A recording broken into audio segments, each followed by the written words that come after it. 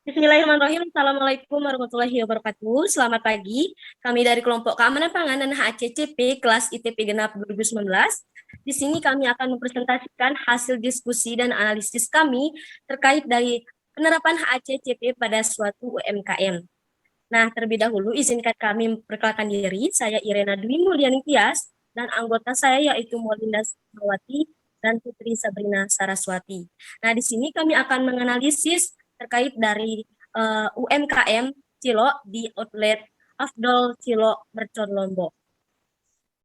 Dan akan dijelaskan terlebih dahulu oleh teman saya yaitu Molinda Sukmawati. Kepadanya saya persilahkan. Hazard Analysis Critical Control Point atau HACCP yaitu suatu sistem yang mengidentifikasi bahaya spesifik yang mungkin timbul dan cara pencegahannya untuk mengendalikan bahaya tersebut. Tujuan dari sistem HACCP adalah untuk menunjukkan letak potensi bahaya yang berasal dari makanan yang berhubungan dengan jenis bahan pangan yang diolah oleh perusahaan pengolah makanan dengan tujuan untuk melindungi kesehatan konsumen. HACCP harus menjadi dasar analisis potensi bahaya dan ditujukan untuk pencegahan, penghilangan, atau pengurangan potensi bahaya keamanan pangan hingga ke tingkat yang dapat diterima. Berikut ini adalah analisis penerapan HACCP pada suatu UMKM, yaitu penerapan HACCP pada UMKM Cilok di outlet Afdol Lombok yang bertempat di Jalan Kesraraya nomor 69 Perumnas Mataram. 12 langkah-langkah penerapan HACCP, yaitu yang pertama, menyusun tim HACCP. Pada pembentukan HACCP, tim ini digantikan sebagai sesi wawancara dan sesi observasi secara langsung yang melibatkan para owner dan pekerjanya langsung yang bersangkutan. Contohnya di sini tim HACCP adalah owner Afdol Cilok Lombok dan pekerja produksi. Tahap yang kedua yaitu mendeskripsikan produk. Pada tahap ini dilakukan observasi di lokasi industri dan wawancara langsung. Berikut adalah deskripsi dari UMKM Afdol Cilok Lombok. Yang pertama, nama produknya yaitu Cilok Mercon, nama merek dagangnya Afdol Cilok Lombok, bahan baku utama daging sapi, tepung, bawang, cabai, telur, dan kaldu ayam, bahan pembantunya garam dan penyedap. Proses pengolahannya, beberapa tahapannya itu persiapan bahan, pencampuran bahan, pengadukan adonan, pencetakan atau dibentuk bulat, perebusan, pendinginan, dan pengemasan. Kemasan yang digunakan yaitu plastik mika dan kemasan aluminium foil. Umur simpan dari Afdol Lombok ini yaitu 3-4 hari. Saran penyimpanannya itu disimpan dalam suhu ruang suhu sekitar 27-30 derajat Celcius. Populasi sensitifnya itu tidak ada, dapat digunakan untuk dikonsumsi secara umum. Cara penggunaannya yaitu dikonsumsi secara langsung atau direbus terlebih dahulu atau di microwave maupun digoreng.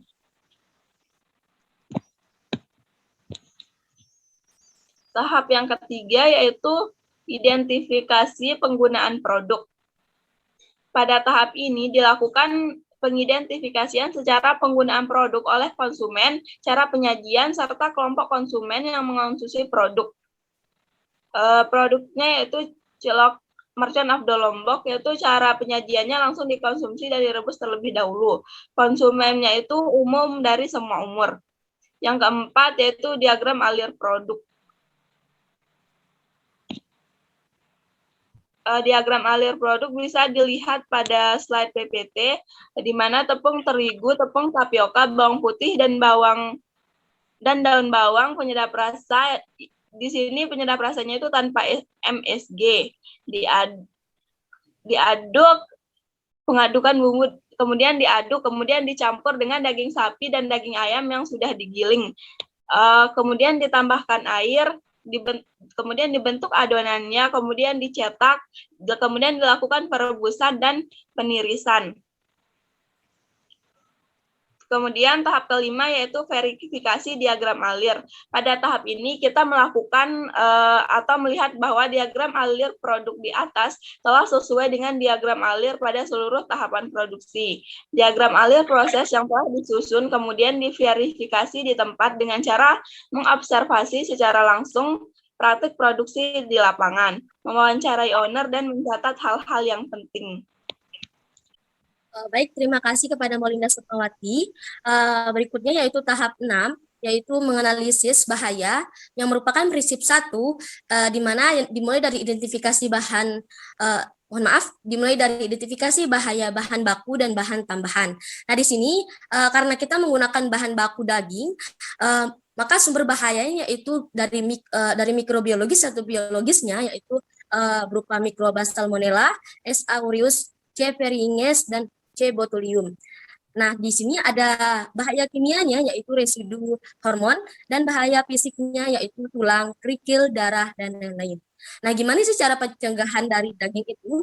Yaitu yang pertama, daging dapat disimpan pada proses pendinginan dan pembekuan.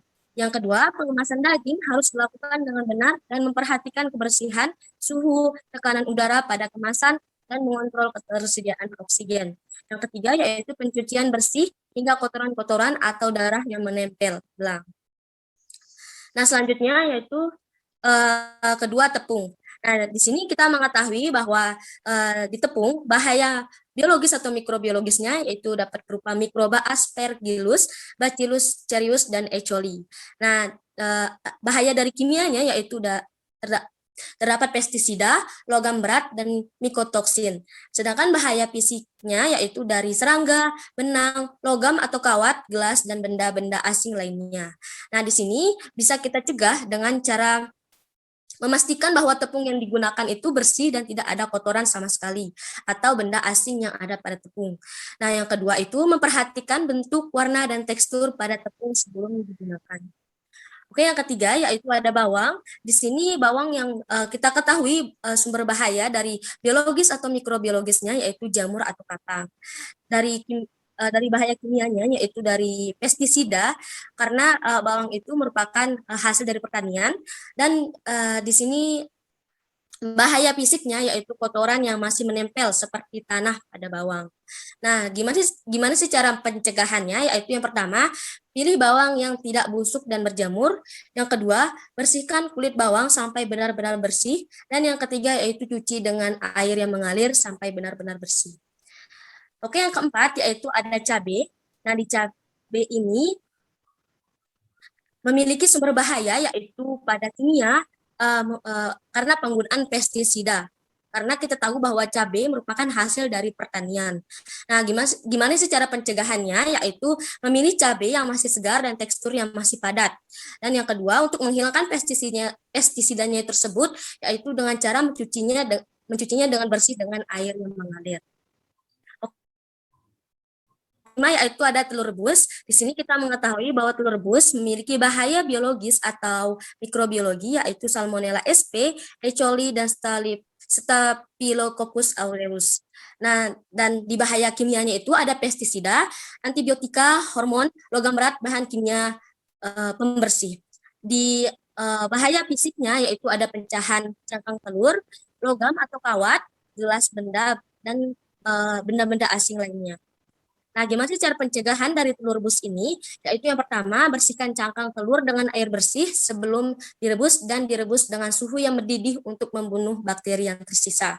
Yang kedua, yaitu memperhatikan ketika melepas cangkang telur, jangan sampai ada yang tersisa dan masih ada yang menempel agar tidak ikut masuk ke dalam makanan sebelum dikonsumsi. Oke, yang keenam yaitu ada air, di mana kita mengetahui air memiliki bahaya biologis atau mikrobiologis, yaitu E. coli, Salmonella typhi, Shigella dysentery, dan Clostridium botulinum. Nah, bahaya kimia dari air yaitu arsen, kadmium, besi atau Fe, nitrat, dan fluor. Bahaya fisik dari air yaitu keruh, bau, dan berasa. Nah, gimana cara pencegahan dari air ini? Yaitu memastikan sumber air jauh dari bahan pencemar seperti tempat pembuangan kotoran dan sampah. Yang kedua itu memperhatikan sifat fisik dan pastikan tidak berbau, berasa, dan berwarna. Yang ketiga, memastikan saluran dari air itu tidak menimbulkan karat atau korosi. Yang terakhir ada penyedap rasa kaldu ayam yang digunakan pada cilok ini, dan terdapat sumber bahayanya yaitu sumber bahaya dari kimia, yaitu seperti penguat rasa mononatrium glutamat, pengawet kalium sorbet, MSG, prisa sintetik, tokoferol, dan asam askorbat. Nah, gimana cara pencegahannya? Yaitu pertama, memilih produk yang aman dan terdaftar di BPOM sebelum digunakan. Yang kedua, membatasi penggunaan dengan dosis yang masih pada ambang batas normal. Yang ketiga, yaitu menyimpannya di tempat dengan suhu yang dianjurkan. Berikutnya yaitu ada kajian risiko bahaya mikrobiologi. Nah, di sini kita mengidentifikasi bagaimana sih risiko dari bahaya mikrobiologi yang sudah tadi kita jelaskan pada slide sebelumnya. Nah, pada produk cilok mercon Afdol Lombok yang kita gunakan ini ada cilok mercon yang memiliki bahaya A tidak ada, bahaya B ada, bahaya C tidak ada, bahaya D ada, bahaya E ada, bahaya F tidak ada. Sehingga kategori risiko yang dimiliki oleh cilok mercon ini ada kategori ketiga. Nah, pada bahan baku yang kita gunakan yaitu pada dagu, pada bahaya A itu tidak ada, bahaya B ada, bahaya C tidak ada, bahaya D ada, bahaya E ada, bahaya F tidak ada. Maka pada daging ini memiliki kategori risiko tingkat ketiga. Nah, pada bahan tambahan seperti tepung, cabai, penyedap, kaldu ayam, dan air, pada tepung bahaya A-nya tidak ada, bahaya B-nya tidak ada, bahaya C tidak ada, bahaya D ada, bahaya E ada, dan bahaya F tidak ada. Dan sehingga memiliki kategori risiko tingkat kedua. Nah, cabai bahaya A-nya tidak ada, bahaya B tidak ada, bahaya C tidak ada, bahaya D ada, bahaya E ada, dan bahaya F tidak ada. Sehingga kategori risikonya yaitu tingkat kedua. Sedangkan pada penyedap kaldu ayam, bahaya A-nya tidak ada, bahaya B-nya ada, bahaya C tidak ada, bahaya D ada, bahaya E ada, dan bahaya F tidak ada. Sehingga kategori resikonya yaitu pada tingkat ketiga. Nah, pada air, bahaya A-nya tidak ada, bahaya B-nya tidak ada, bahaya C tidak ada, bahaya D ada, E ada, F tidak ada. Sehingga kategori resikonya yaitu pada tingkat kedua. Oke, next yang setelah mengidentifikasi bahaya pada bahan baku di B ini, kita akan mengidentifikasi bahaya proses produksi dan tindakan pencegahannya bagaimana. Yang tadi seperti diagram alir yang tadi, pertama yaitu ada penanganan bahan baku, di mana di penanganan bahan baku ini dapat bersumber dari bahan baku dari pemasok atau dari penjual sembako. Nah, dari bahan baku tersebut maka dapat timbul sumber bahayanya seperti biologi pada kapang dan bakteri patogen dalam bahan baku, di kimia yaitu ada kontaminasi bahan kimia, di fisik yaitu kontaminasi dengan benda asing dan kotoran atau tanah selama proses pengolahan atau penanganan bahan baku. Nah, setelah itu ada proses penggilingan, di mana proses penggilingan ini kita menggunakan alat-alat. Nah, sehingga identifikasi bahaya yang ada yaitu alat-alat yang digunakan masih kurang higienis dan kurang steril. Nah, dari kurang higienis dan kurang sterilnya alat-alat ini maka dapat memicu timbulnya sumber bahaya seperti biologi pada kontaminasi silang dari alat yang kotor dan kurang higienis.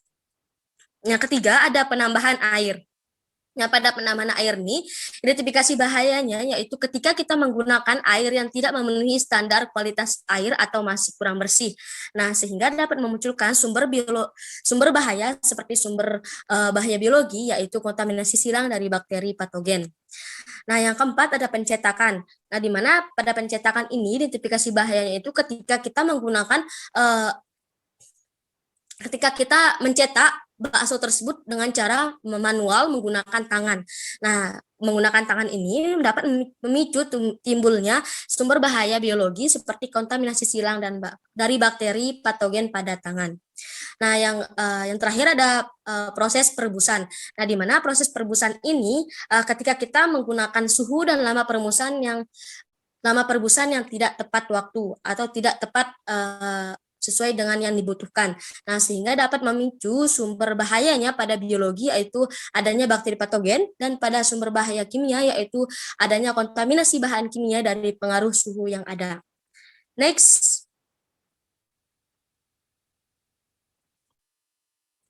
Yang ketiga yaitu kita menentukan signifikasi bahaya. Nah, di mana penentuan signifikasi bahaya ini kita melihat dari langkah proses yang kita gunakan. Seperti tadi yaitu langkah proses yang kita gunakan yaitu ada penanganan bahan baku, di mana pada penanganan bahan baku yang kita ketahui yaitu sumber bahayanya biologi seperti kapang dan bakteri, patogen dalam bahan baku. Nah, sumber bahaya kimia yaitu seperti kontaminasi bahan kimia, dan sumber bahaya fisik yaitu kontaminasi dengan benda asing dan kotoran atau tanah selama proses pengolahan. Gimana sih tindakan pencegahannya? Yaitu kita harus memastikan bahwa bahan baku yang digunakan itu harus bersih dan terlihat segar. Yang kedua, bersihkan bahan baku dengan air yang mengalir sehingga tidak ada kotoran sama sekali yang masih menempel. Nah,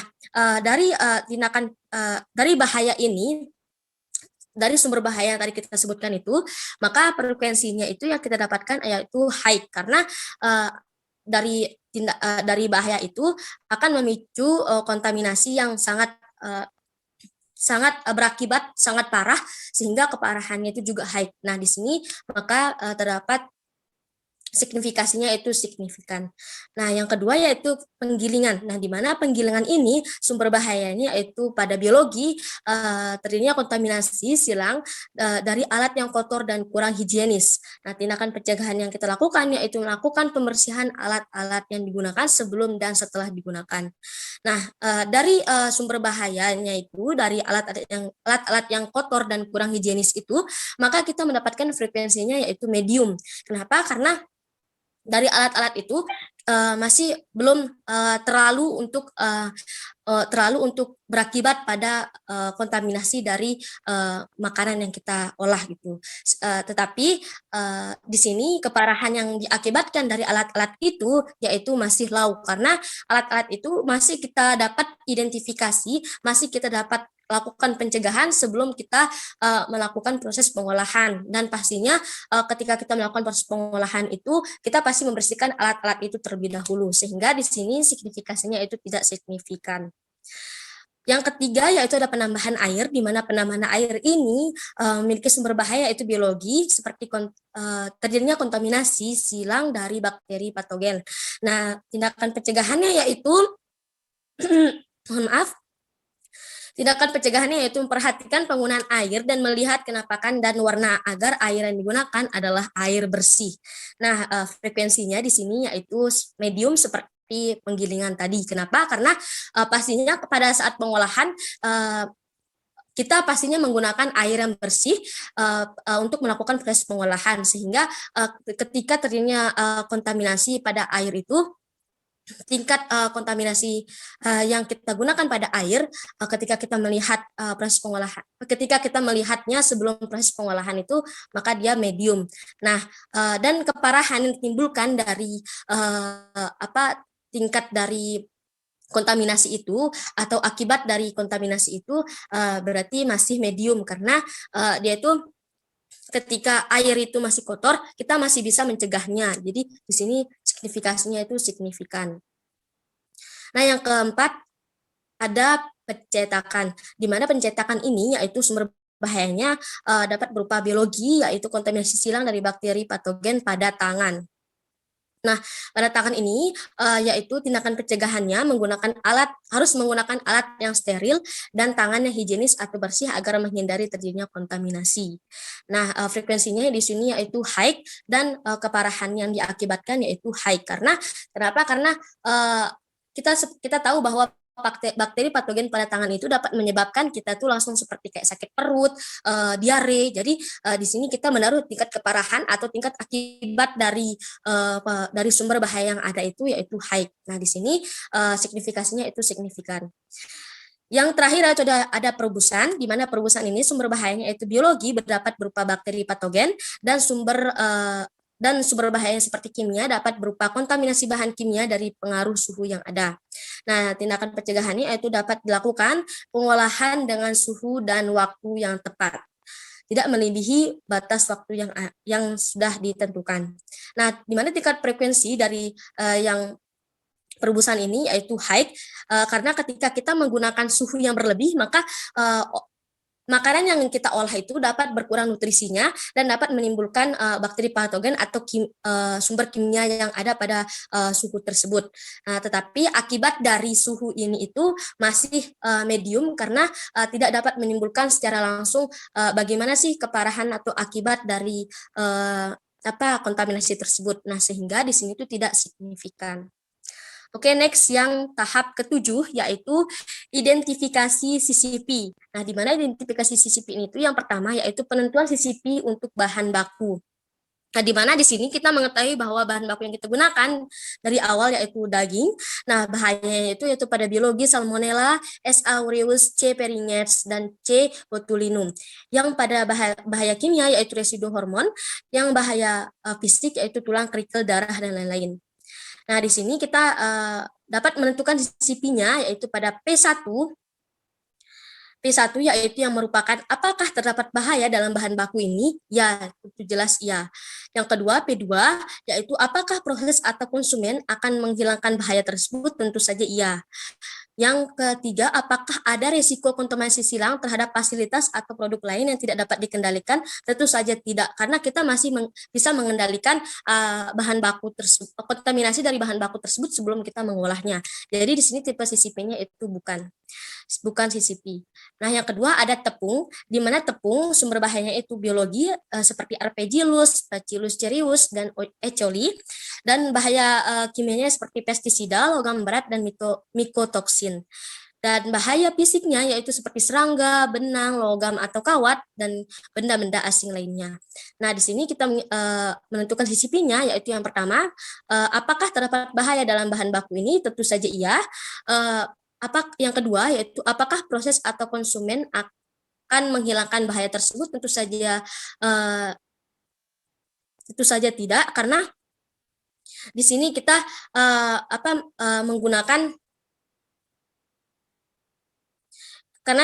menggunakan tepung yang di sana itu masih ada sumber bahaya pada kimianya yaitu logam berat atau mikotoksin yang tidak bisa kita hilangkan dengan cara manual atau dengan cara apapun.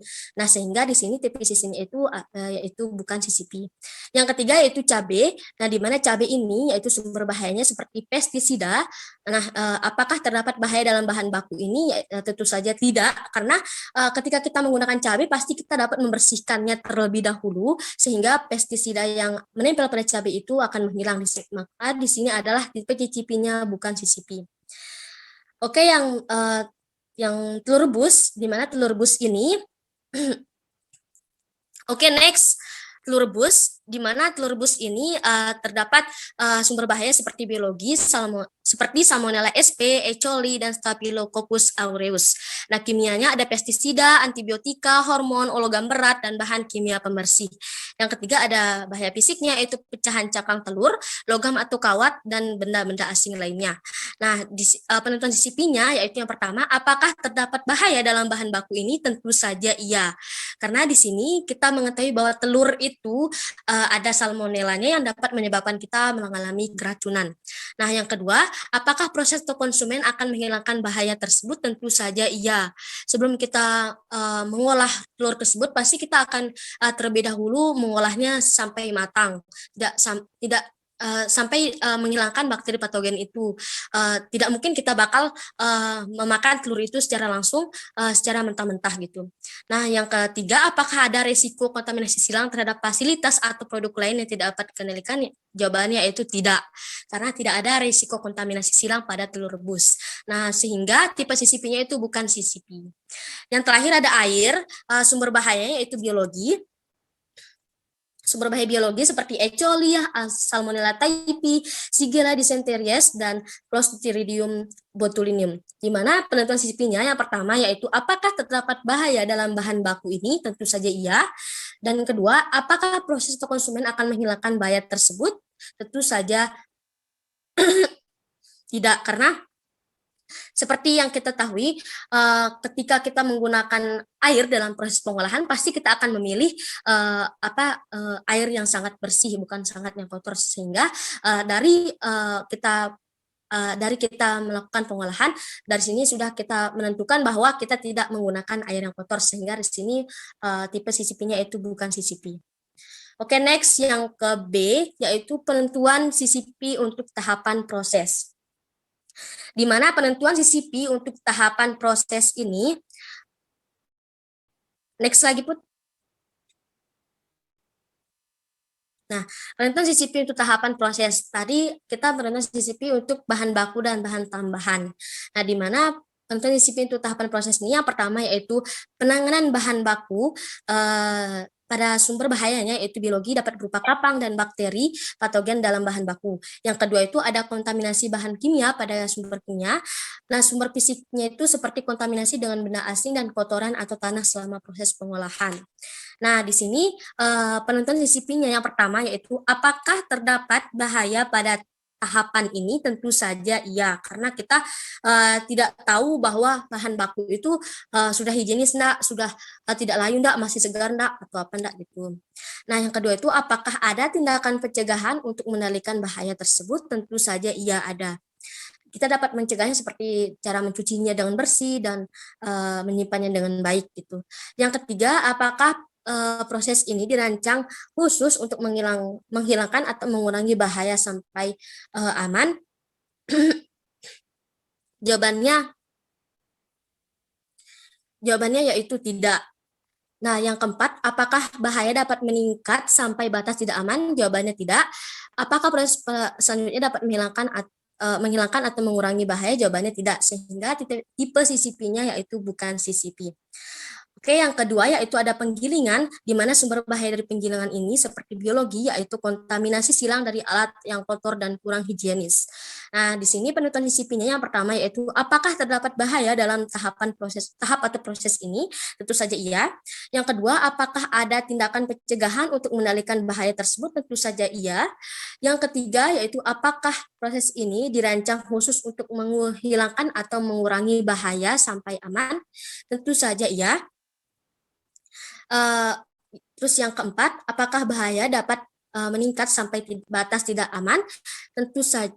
Mohon maaf, yang ketiga, apakah proses ini dirancang khusus untuk menghilangkan atau mengurangi bahaya sampai aman? Tentu saja.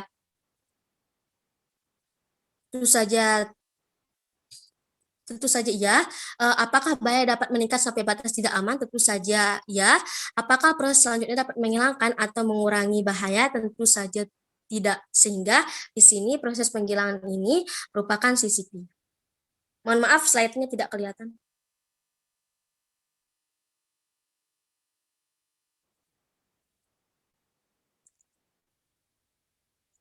Baik, yang ketiga yaitu penambahan air, di mana penambahan air ini yaitu sumber bahayanya seperti biologi, yaitu terjadinya kontaminasi silang dari bakteri patogen.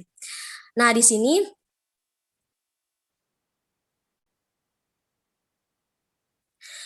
sini apakah terdapat bahaya pada proses ini? Tentu saja iya. Yang kedua yaitu apakah ada tindakan pencegahan untuk mengendalikan bahaya tersebut? Tentu saja iya. Yang ketiga, apakah proses ini dirancang khusus untuk menghilangkan atau mengurangi bahaya sampai aman? Tentu saja tidak. Terus yang keempat, apakah bahaya dapat meningkat sampai batas tidak aman? Tentu saja iya. Apakah proses selanjutnya dapat menghilangkan atau mengurangi bahaya? Tentu saja tidak. Sehingga di sini proses pencetakan ini merupakan CCP yang ketiga. Yang terakhir itu ada perebusan, di mana perebusan ini sumber bahayanya yaitu biologi berupa bakteri patogen, dan sumber bahaya kimianya yaitu berupa kontaminasi bahan kimia dari pengaruh suhu yang ada. Nah, di sini penentuan CCP-nya yang pertama itu apakah terdapat bahaya pada tahap atau proses ini? Tentu saja iya. Yang kedua, apakah ada tindakan pencegahan untuk mengendalikan bahaya tersebut? Tentu saja iya. Apakah proses ini dirancang khusus untuk menghilangkan atau mengurangi bahaya sampai aman? Tentu saja iya. Apakah bahaya dapat meningkat sampai batas tidak aman? Tentu saja iya. Dan apakah proses selanjutnya dapat menghilangkan atau mengurangi bahaya? Tentu saja tidak. Sehingga di sini adalah titik CCP-nya itu CCP 4. Next, selanjutnya yaitu tahap ke-8, penentuan batas kritis, yang merupakan prinsip ketiga.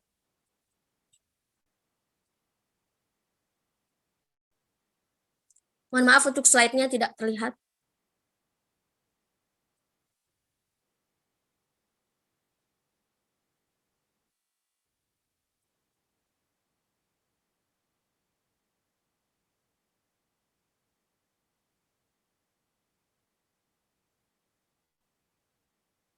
Oke, di sini ada tahap 8 yaitu penetapan batas kritis yang merupakan prinsip ketiga.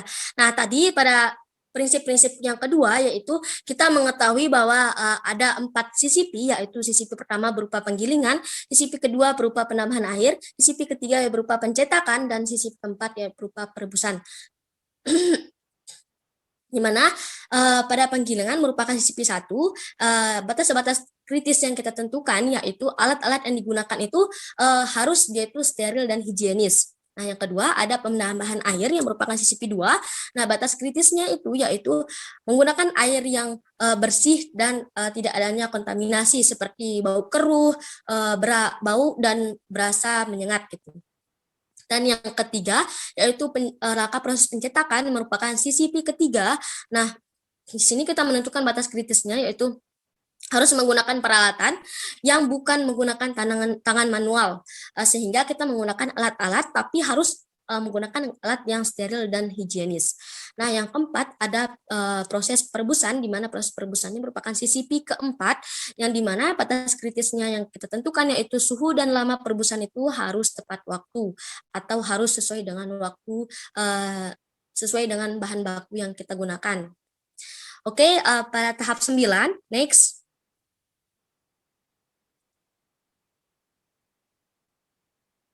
Nah, pada tahap 9 ini, penetapan prosedur pemantauan. Ya, ini merupakan prinsip keempat pada penetapan HACCP. Nah, seperti kita ketahui tadi, ada 4 CCP, yaitu pada tahapan prosesnya. Nah, di sini kita harus mengetahui. Ya, aku nih. Ntar yang ke-10, Uti. Kita harus mengetahui. Ulang dari tahap 9 bilang. Baik, di sini tahap ke-9 yaitu merupakan penetapan prosedur pemantauan. Nah, di mana penetapan prosedur pemantauan ini merupakan prinsip keempat setelah kita mengetahui batas kritis dan CCP-CCP-nya. Nah, di sini kita mengetahui bahwa tahapan proses atau tahapan proses itu terdapat 4 CCP, yaitu penggilingan, penambahan air, pencetakan, dan perebusan. Nah, itu kita harus mengetahui nih bagaimana sih pemantauan dari CCP tersebut. Oke, dari yang pertama yaitu penggilingan atau yang merupakan CCP 1. Nah, kita mengetahui di sini bahwa yang memantau atau siapa yang memantau itu merupakan owner atau pekerja produksinya, pekerja pengolahnya. Dan apa yang dipantau yaitu merupakan alat-alat yang digunakan pada penggilingan. Nah, bagaimana cara memantaunya yaitu pada pemeriksaan kondisi alat-alat sebelum pada pemeriksaan kondisi alat-alat itu secara keseluruhan. Nah, di mana sih alat-alat itu dipantau? Pada bagian keseluruhan alat-alat itu sampai bagian terdalamnya. Nah, kapan dilakukan pemantauan yaitu pada setiap dan akhir penggunaan alat penggilingan tersebut. Nah, yang kedua yaitu ada penambahan air merupakan CCP kedua. Nah, siapa yang memantau yaitu owner dan pekerjanya, dan apa yang dipantau yaitu air yang digunakan, dan bagaimana cara memantaunya yaitu kita harus menggunakan kita harus memeriksa air yang kita gunakan, dan apa yang di mana kita memantaunya yaitu kondisi air yang kita gunakan, dan kapan kita memantaunya itu setiap awal sebelum penambahan air. Oke, yang ketiga itu ada pencetakan, ada CCP, merupakan CCP ketiga, di mana yang memantau yaitu owner dan pekerja, dan apa yang kita pantau di sini adalah tangan manual, dan bagaimana sih cara kita memantaunya itu, yaitu kita harus memeriksa kesterilan tangan tersebut dan kehigienisan tangan tersebut atau sanitasi pekerja. Nah, apanya yang di mana kita pantau atau apa yang kita pantau itu kondisi tangan dari pekerja tersebut. Nah, kapan kita memantaunya yaitu setiap awal dan akhir melakukan pekerjaan, sehingga di sana kita bisa memantau apakah tangan dari pekerja itu sudah dicuci kah sebelum melakukan pengolahan atau tidak gitu. Oke, yang keempat ada perebusan yang merupakan CCP keempat. Nah, di sini yang memantau yaitu owner dan pekerjanya. Apa yang dipantau yaitu suhu, dan bagaimana cara kita memantaunya yaitu kita harus mengontrol suhu yang kita gunakan, dan suhu yang kita gunakan itu harus pas dan tepat waktu, dan di mana kita memantau itu terus yaitu di ruang suhunya, maksudnya itu di sekitar perebusan itu bagaimana sih rupa suhunya, bagaimana ruang lingkup suhunya itu gitu. Nah, kapan kita memantaunya itu? Nah, pada saat melakukan perebusan. Oke, pada tahap selanjutnya akan dijelaskan oleh teman saya yaitu Putri Sabrina Saraswati. Kepadanya saya persilahkan. Terima kasih sebelumnya kepada moderator. Selanjutnya tahap ke-10 yaitu penetapan tindakan koreksi atau prinsip 5, di mana di sini ada tingkat risiko dan bagaimana tindakan atau koreksi atau perbaikan dari tingkat risiko itu sendiri. Yang pertama yaitu penggilingan. Penggilingan ini termasuk ke dalam CCP1. Tindakan koreksi atau perbaikan pada tingkat risiko yang akan ada pada penggilingan yaitu penggunaan alat penggilingan yang sudah benar-benar higienis, bersih, dan steril. Karena kalau masih ada sisa-sisa bahan yang masih menempel di alat-alat penggilingan, nanti itu akan yang menyebabkan kontaminasi, kontaminasi kepada bahan yang akan digiling. Yang kedua yaitu penambahan air atau CCP2. Tindakan koreksi atau perbaikannya adalah pengecekan penggunaan air yang digunakan. Jadi di sini kita harus benar-benar menggunakan air yang bersih dan tidak ada kontaminasi ataupun residu lainnya. Tingkat risiko yang ketiga yaitu pada saat pencetakan atau CCP ketiga, tindakan koreksi atau perbaikannya yaitu penggunaan alat-alat steril lebih baik dibandingkan dengan menggunakan tangan manual, karena kita tahu mikroba itu ada di mana-mana dan paling banyak juga ada di tangan manusia. Jadi lebih baik untuk pencetakan ini bisa digunakan alat-alat yang lebih steril agar adonan juga tidak terkontaminasi dengan mikroba. Namun di outlet Cilok Abdul Lombok ini masih menggunakan tangan manual untuk pencetakan produknya. Tingkat risiko yang keempat yaitu perebusan atau CCP 4. Tindakan koreksi atau perbaikannya yaitu pengaturan suhu yang digunakan sebelum proses perebusan harus tetap dikontrol. Di sini fungsi dari pengontrolan suhu ini agar ciloknya itu matang merata sampai ke dalam. Yang selanjutnya yaitu HACCP Plan Matrix, di mana ada beberapa tahapan produksi, bahaya, CCP, batas kritis, frekuensi, pemantauan, pemantau, dan juga tindakan koreksinya. Yang pertama, tahap produksi penggilingan. Bahaya yang kemungkinan ada pada tahap produksi ini yaitu biologi. CCP-nya yaitu melakukan pembersihan alat-alat yang digunakan. Batas kritisnya itu alat-alat digunakan harus steril dan higienis. Dan untuk frekuensinya yaitu setiap dan akhir penggunaan alat. Pemantauan yang dilakukan pada tahap produksi ini yaitu pemantauan terhadap alat-alat yang digunakan, dan pemantaunya ini adalah owner plus pekerja dari outlet ini sendiri. Tindakan koreksinya yaitu penggunaan alat penggilingan yang sudah benar-benar higienis, bersih, dan steril, sehingga tidak ada lagi kotoran ataupun bahan-bahan lain yang masih tersisa di bagian alat penggilingan. Tahapan produksi yang kedua yaitu penambahan air. Adapun bahaya yang memungkinkan terjadi yaitu ada bahaya biologi dengan CCP yaitu menggunakan alat yang steril dan dengan tindakan koreksi yaitu pengecekan penggunaan air yang digunakan harus benar-benar bersih dan tidak ada kontaminasi ataupun residu. Batas kritisnya adalah air yang digunakan bersih dan tidak terdapat kontaminasi. Untuk frekuensinya yaitu setiap awal sebelum penambahan air. Jadi di sini harus dilakukan pengecekan terlebih dahulu sebelum kita menggunakan air tersebut dalam proses produksinya. Pemantauannya yaitu terhadap air yang digunakan. Pemantauannya masih sama yaitu owner plus pekerja. Untuk tindakan koreksinya yaitu pengecekan penggunaan air yang digunakan harus bersih dan tidak ada kontaminasi. Untuk tahap produksi selanjutnya yaitu pencetakan, di mana bahaya yang memungkinkan terjadi yaitu bahaya biologi dengan CCP menggunakan alat yang steril dan tangan yang higienis atau bersih agar menghindari terjadinya kontaminasi. Untuk batas kritisnya yaitu menggunakan peralatan bukan menggunakan tangan manual dan alat-alat yang digunakan harus steril serta higienis.